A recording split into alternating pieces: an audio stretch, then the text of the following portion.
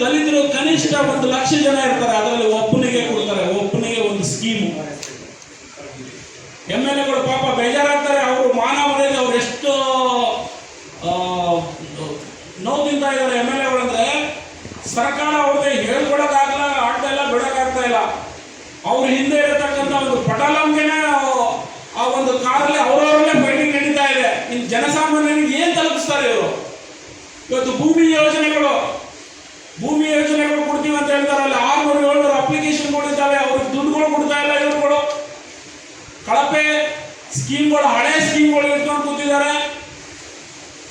ಸಮೃದ್ಧಿ ಯೋಜನೆಗಳಿಂದ ಪ್ರಿಯಾಂಕ ಖರ್ಗೆ ಮಾಡಿದ್ರೆ ಆ ಸ್ಕೀಮ್ಗಳು ಕೂಡ ಬಂದ್ ಮಾಡಿದ್ದಾರೆ. ಇವ್ರು ನಡೆಸ್ತಾ ಇರೋದು ಕೇವಲ ಹಾಸ್ಟೆಲ್ಗಳಷ್ಟೇ. ಇವರು ನಾಟಕಗಳು ಮಾಡ್ತಾ ಇದ್ದಾರೆ.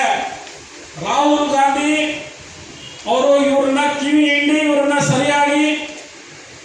ಸರಿಯಾದ ಹಾದಿಯಲ್ಲಿ ನಡೆಸುವಂತ ಕೆಲಸ ಮಾಡ್ಬೇಕಂತ ನಾನು ಈ ಪತ್ರಿಕಾಗೋಷ್ಠಿ ಮೂಲಕ ನಾನು ಹೇಳ್ತೀನಿ. ಸಿದ್ದರಾಮಯ್ಯ ಮತ್ತೆ ಎಚ್.ಸಿ. ಮಾದೇವಪ್ಪ ಅವರಿಗೆ ಏನಾದರೂ ದಲಿತರ ಬಗ್ಗೆ ನಿಜವಾದ ಕಾಳಜಿ ಇದ್ರೆ ಈ ನಾಟಕಗಳು, ಈ ಡ್ರಾಮಾಗಳು ದಯಮಾಡಿ ಬಿಟ್ಬಿಡಿ.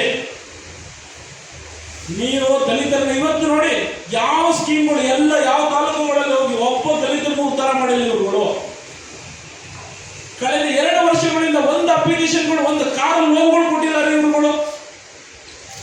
ಬರೀ ಸುಳ್ಳುಗಳು ಹೇಳ್ಕೊಂಡಿದ್ದಾರೆ. ಆ ಬಿಜೆಪಿ ಮೇಲೆ, ಆ JDS ಮೇಲೆ, ಆ ನರೇಂದ್ರ ಮೋದಿ ಮೇಲೆ. ನೀವು ನಿಮ್ದು ಹೇಳಿ ಸ್ವಾಮಿ, ದಲಿತರನ್ನು ಉದ್ಧಾರ ಮಾಡ್ರಿ. ಏನ್ 42,000 ಕೋಟಿ, ಹೋದ್ ಸರಿ 35,000 ಕೋಟಿ, 29,000 ಕೋಟಿ ಎಲ್ಲ ಹೋಗ್ತಾ ಇದ್ದಾವೆ ದುಡ್ಡುಗಳು.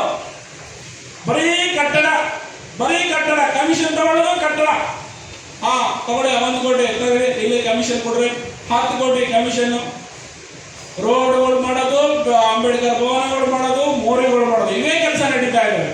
ಇನ್ನು ಹೈಯರ್ ಲೆವೆಲ್ ಅಲ್ಲಿ ಯಾರ್ಯಾರಿಗೂ 100 ಕೋಟಿ 50 ಕೋಟಿ ಟೆಂಡರ್ಗಳು ಕೊಡೋದು, ಕಮಿಷನ್ ತಗೊಳ್ಳೋದು ಸರ್ಕಾರ ನಡೆಸ್ತಾ ಇದ್ದೀರಾ ನೀವು.